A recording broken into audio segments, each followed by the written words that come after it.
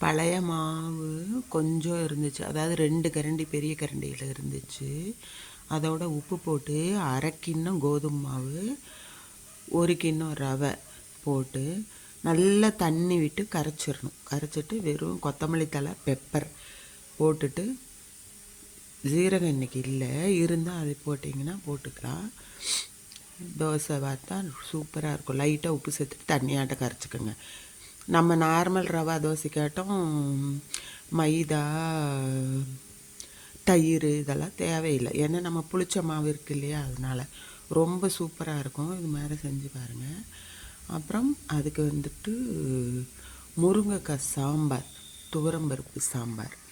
Okay, நல்லாயிருக்கும். செய்து பார்த்துட்டு ஃபீட்பேக் சொல்லுங்கள். பாய். சப்ஸ்கிரைப் பண்ணுங்கள் என்னோடய சேனலை.